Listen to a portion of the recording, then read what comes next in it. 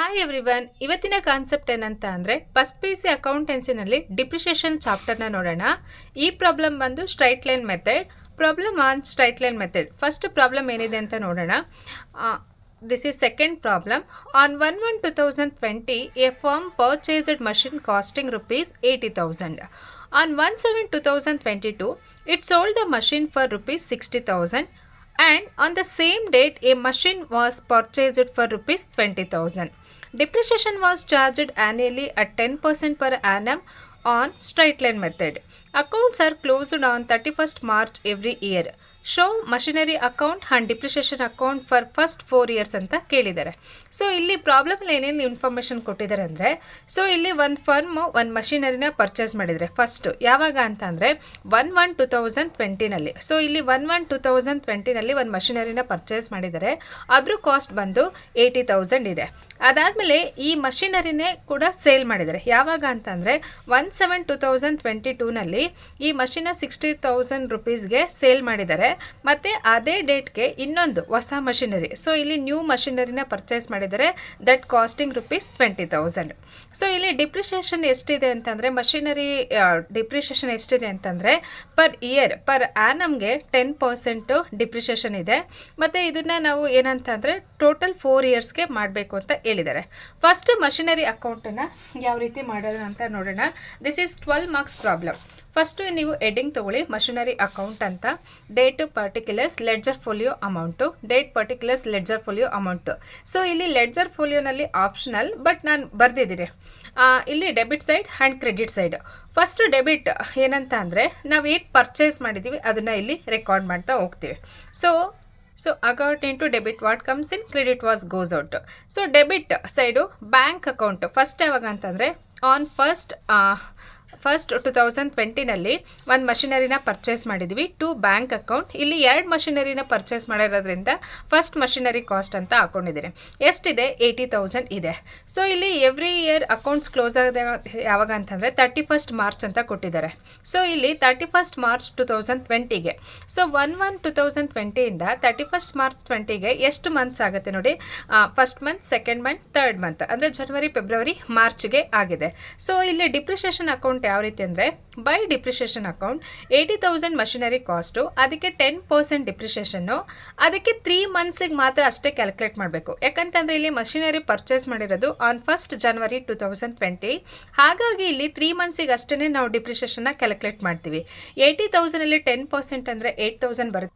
So here 80,000 into 10% ಮಾಡಿದ್ರೆ ಎಷ್ಟು ಬರುತ್ತೆ? 8,000 ಬರುತ್ತೆ. ಇಂಟು 3/12 ಮಾಡಿದ್ರೆ ಎಷ್ಟಾಗುತ್ತೆ ಅಂದರೆ, ಸೊ ಇಲ್ಲಿ 3 ಮಂತ್ಸ್ಗೆ 2,000 ಡಿಪ್ರಿಷಿಯೇಷನ್ ಆಗಿದೆ. ಸೊ ಇವಾಗ ಇಲ್ಲಿ 80,000 ಜಾಸ್ತಿ ಇದೆ. 80,000ನ ಬರ್ಕೊಳ್ಳಿ. 80,000ಇಂದ 2,000ನ ಲೆಸ್ ಮಾಡಿದ್ರೆ 31st 3/2020ನಲ್ಲಿ ನಾವು ಅಕೌಂಟ್ಸ್ನ ಕ್ಲೋಸ್ ಮಾಡ್ತೀವಿ. ಸೊ ಇಲ್ಲಿ closing balance by balance carry down ಎಷ್ಟಿದೆ ಅಂತಂದರೆ 80,000ಅಲ್ಲಿ 2,000ನ ಲೆಸ್ ಮಾಡಿದ್ರೆ 78,000 ಆಗುತ್ತೆ. ಟೋಟಲ್ 80,000 ಆಯಿತು. ಇದು ಫಸ್ಟ್ ಇಯರ್ಗೆ ಕ್ಯಾಲ್ಕುಲೇಟ್ ಮಾಡಿದ್ವಿ. ಆ್ಯಂಡ್ ನೆಕ್ಸ್ಟು ಸೆಕೆಂಡ್ ಇಯರ್ಗೆ 1/4/2020 ಇದು ಕ್ಲೋಸಿಂಗ್ ವ್ಯಾಲ್ಯೂ ಆದರೆ ಇದು ನೆಕ್ಸ್ಟ್ ಓಪನಿಂಗ್ ವ್ಯಾಲ್ಯೂ ಆಗುತ್ತೆ. ಓಪನಿಂಗ್ ವ್ಯಾಲ್ಯೂ ಯಾವಾಗ ಅಂತಂದರೆ 1/4/2020ಇಂದ ಬೈ ಬ್ಯಾಲೆನ್ಸ್ ಬ್ರಾಡ್ ಡೌನ್, ಇಲ್ಲೇನು ಕ್ಲೋಸಿಂಗ್ ವ್ಯಾಲ್ಯೂ ಇತ್ತಲ್ವಾ ಅದು ನೆಕ್ಸ್ಟ್ ಇಯರ್ಗೆ ಓಪನಿಂಗ್ ವ್ಯಾಲ್ಯೂ ಆಗುತ್ತೆ. ಅದೇ ಎಷ್ಟು? 78,000. ಸೊ ಇಲ್ಲಿ 1/4/2020ಇಂದ 31st ಮಾರ್ಚ್ 2021ಗೆ ಕರೆಕ್ಟಾಗಿ 12 ಮಂತ್ಸ್ ಪೀರಿಯಡ್ ಅಥವಾ 1 ಇಯರ್ ಆಗುತ್ತೆ. ಹಾಗಾಗಿ ಡಿಪ್ರಿಷಿಯೇಷನ್ನ ಇಲ್ಲಿ ಏನು ಡೈರೆಕ್ಟಾಗಿ ಕ್ಯಾಲ್ಕುಲೇಟ್ ಮಾಡೋಣ. ಬೈ ಡಿಪ್ರಿಷಿಯೇಷನ್ ಅಕೌಂಟ್ 80,000ಗೆ ಆಮೇಲೆ 10% ತೊಗೊಳ್ಳಿ. 80,000 ಇಂಟು 10/100 ಅಥವಾ ಡೈರೆಕ್ಟಾಗಿ 10% ಎಷ್ಟು ಬರುತ್ತೆ? 8,000 ಬರುತ್ತೆ. ಸೊ ಈಗ 31st ಮಾರ್ಚ್ 2021ನಲ್ಲಿ ಬೈ ಬ್ಯಾಲೆನ್ಸ್ ಕ್ಯಾರಿ ಡೌನ್ 78,000 ಇದೆ. 78,000ಅಲ್ಲಿ 8,000ನ ಲೆಸ್ ಮಾಡಿದ್ರೆ by balance carry down closing value ಎಷ್ಟಾಗುತ್ತೆ? 70,000 ಆಗುತ್ತೆ. ಸೊ ಇಲ್ಲಿಗೆ ಸೆಕೆಂಡ್ ಇಯರ್ ಮುಗೀತು.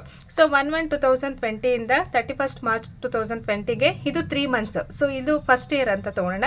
ಇದು ಸೆಕೆಂಡ್ ಇಯರ್. ಅದಾದಮೇಲೆ ನೆಕ್ಸ್ಟು ಥರ್ಡ್ ಇಯರಲ್ಲಿ 1/4/2021 ಇದು 1/4/2021ಇಂದ ಟು ಬ್ಯಾಲೆನ್ಸ್ ಬ್ರಾಡ್ ಡೌನ್. ಈ ಕ್ಲೋಸಿಂಗ್ ವ್ಯಾಲ್ಯೂ ಏನಿತ್ತು ಅದು ನೆಕ್ಸ್ಟ್ ಇಯರ್ಗೆ ಓಪನಿಂಗ್ ಬ್ಯಾಲೆನ್ಸ್ ಆಗುತ್ತೆ.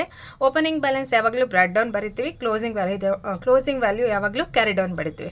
ಬೈ ಬ್ಯಾಲೆನ್ಸ್ ಬ್ರಾಡ್ ಡೌನ್ ಎಷ್ಟಿದೆ ಇಲ್ಲಿ 70,000 ಇದೆ. ಈ 70,000 ನೆಕ್ಸ್ಟ್ ಇಯರ್ ಓಪನಿಂಗ್ ಬ್ಯಾಲೆನ್ಸ್ ಆಯಿತು.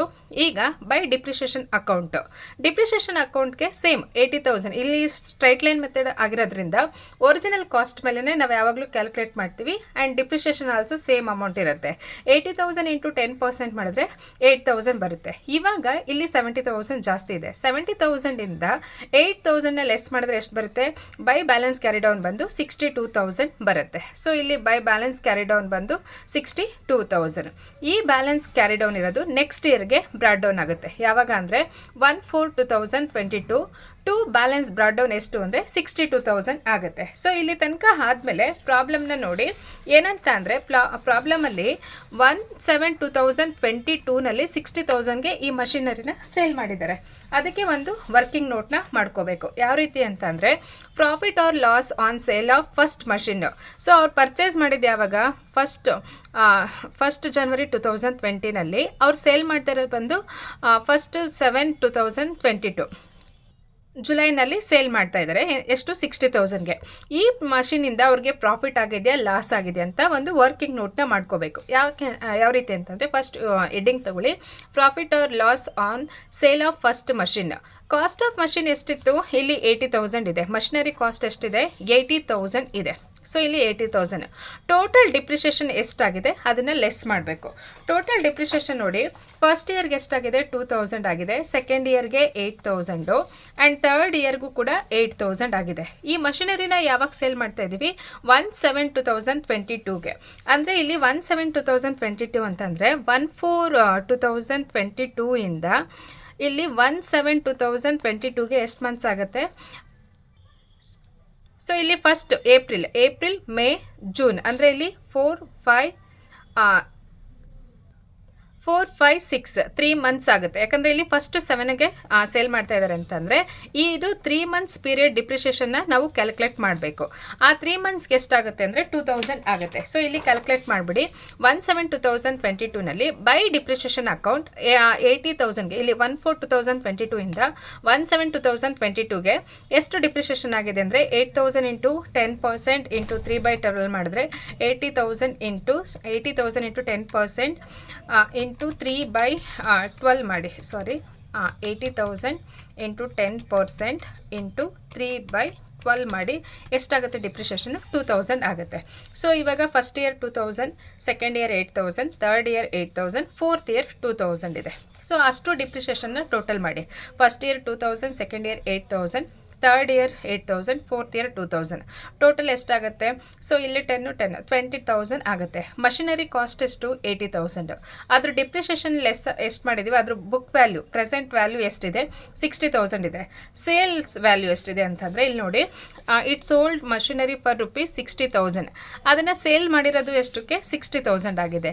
ಹಾಗಾಗಿ there is no profit or loss. ಇಲ್ಲಿ ಯಾವುದೇ ಥರದ ಪ್ರಾಫಿಟು ಆಗಿಲ್ಲ, ಲಾಸು ಆಗಿಲ್ಲ. ಯಾಕಂತಂದರೆ ಮಷಿನ್ನ ನಾವು 2020ನಲ್ಲಿ ಪರ್ಚೇಸ್ ಮಾಡಿದ್ದು 80,000ಗೆ. 2022ನಲ್ಲಿ ನಾವು ಸೇಲ್ ಮಾಡ್ತಾ ಇದ್ದೀವಿ ಅಂದರೆ ಅದ್ರ 20,000 ಡಿಪ್ರಿಷಿಯೇಷನ್ ಅಂದರೆ ಆ ಯೂಸಸ್ ಆಗಿದೆ. ಅದಾದಮೇಲೆ ಅದ್ರ ಕಾಸ್ಟ್ ಎಷ್ಟಿತ್ತು? 60,000 ಇತ್ತು. ಆ ಬುಕ್ ವ್ಯಾಲ್ಯೂ ಇರೋದನ್ನು ನಾವು ಕರೆಕ್ಟಾಗಿ 60,000ಗೆ ಸೇಲ್ಸ್ ಮಾಡಿರೋದ್ರಿಂದ there is no profit or loss. So ಇಲ್ಲಿ ಪ್ರಾಫಿಟ್ ಇತ್ತು ಅಂದರೆ ಬರ್ಕೊಳ್ಬೇಕು, ಬಟ್ ಇಲ್ಲಿ ಏನು ಪ್ರಾಫಿಟ್ ಆ್ಯಂಡ್ ಲಾಸ್ ಇಲ್ಲ. ಹಾಗಾಗಿ ಡೈರೆಕ್ಟಾಗಿ 1/7/2022ನಲ್ಲಿ by bank account. So by bank account ಅಂತಂದರೆ ಇಲ್ಲಿ ಏನಂತಂದರೆ sale of first machine cost ಎಷ್ಟಿದೆ? 60,000 ಇಲ್ಲಿ ಬರ್ಕೋಬೇಕು. ಆಯಿತಾ? ಕ್ರೆಡಿಟ್ ಸೈಡು ಯಾವಾಗಲೂ sales and debit side any purchase ಇದ್ದರೆ ಬರ್ಕೊಳ್ತೀವಿ. ಸೊ ಇಲ್ಲಿ ಸೇಲ್ಸ್ ಆಗಿರೋದ್ರಿಂದ by bank account sale of first machine ಎಷ್ಟು? 60,000. ಸೊ ಅದೇ ಸೇಮ್ ಡೇಟನಲ್ಲಿ even they bought new machinery. ಇಲ್ಲಿ ನೋಡಿ ಕೊಟ್ಟಿದ್ದಾರೆ, it sold machine for ₹60,000 on the same date A new machine was purchased for ₹2,000 ಅಂತ ಹೇಳಿದ್ದಾರೆ. ಸೊ ಈ 2,000ಅನ್ನು ಇಲ್ಲಿ ತೊಗೊಳ್ಳೋಣ. 1/7/2022 ಟು ಬ್ಯಾಂಕ್ ಅಕೌಂಟ್ ಎಷ್ಟಿದೆ? Second machinery cost of second machinery ಎಷ್ಟಿದೆ? 20,000 ಇದೆ. ಈ 20,000ಗೆ ನಾವು ಡಿಪ್ರಿಷಿಯೇಷನ್ನ ಕ್ಯಾಲ್ಕುಲೇಟ್ ಮಾಡೋಣ. 1/7 ಇಂದ 31st March 2023ಗೆ ಎಷ್ಟಾಗುತ್ತೆ ಅಂದರೆ 7, 8, 9, 10, 11, 12 1 2 3 ಟೋಟಲ್ ಎಷ್ಟಾಗುತ್ತೆ 9 ಮಂತ್ಸ್ ಆಗುತ್ತೆ. ಹಾಗಾಗಿ ಬೈ ಡಿಪ್ರಿಷಿಯೇಷನ್ ಅಕೌಂಟು 20,000 ಅದಕ್ಕೂ ಕೂಡ 10% ಇಂಟು 9/12 ಮಾಡಿದ್ರೆ ದ ಮಷಿನರಿ ಡಿಪ್ರಿಷಿಯೇಷನ್ ಬಂದು 1500 ಆಗುತ್ತೆ. ಸೊ ಇವಾಗ ಇವೆರಡನ್ನು ಟೋಟಲ್ ಮಾಡಿ ಎಷ್ಟಿದೆ ಅಂತ ಅಂದರೆ 62,000 ಬ್ಯಾಲೆನ್ಸ್ ಬ್ರಾಡ್ ಡೌನು 62,000 ಪ್ಲಸ್ 20,000 ಮಾಡಿದ್ರೆ 82,000 ಬರುತ್ತೆ.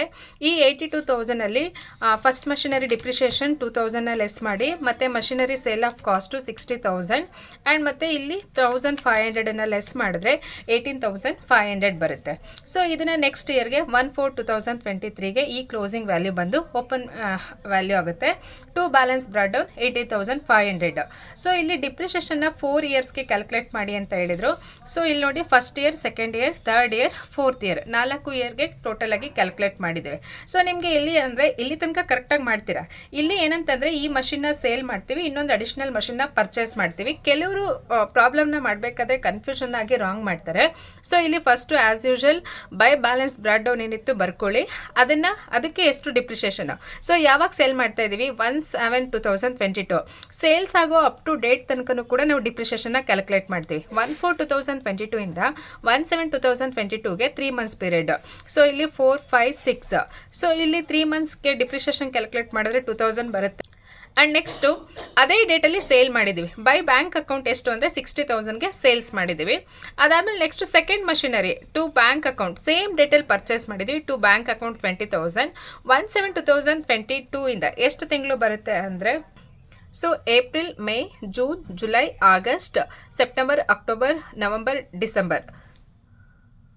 ಸಾರಿ ಇಲ್ಲಿ ಜುಲೈಯಿಂದ July, August, September, October, November, December, Jan, Feb, March, ಅಲ್ಲಿಗೆ ಟೋಟಲು 9 ಮಂತ್ಸ್ ಆಗುತ್ತೆ. ಸೊ 1/7ಇಂದ 31/3ಗೆ ಟೋಟಲ್ 9 ಮಂತ್ಸ್ ಆಗುತ್ತೆ. ಇಲ್ಲಿ ಸೆಕೆಂಡ್ ವರ್ಷನ್ಗೆ 9 ಮಂತ್ಸ್ ಡಿಪ್ರಿಷಿಯೇಷನ್ನ ಕ್ಯಾಲ್ಕುಲೇಟ್ ಮಾಡ್ತೀವಿ. ಆಗ ಟೋಟಲ್ ಮಾಡಿ which ever is high, debit side ಜಾಸ್ತಿ ಇದೆ 82,000. ಸೊ ಹಾಗಾಗಿ ಇಲ್ಲಿ ಬ್ಯಾಲೆನ್ಸ್ ಅಮೌಂಟ್ ಎಷ್ಟು ಬರುತ್ತೆ 18,500 ಬರುತ್ತೆ. ಇದು ಮಷಿನರಿ ಅಕೌಂಟು.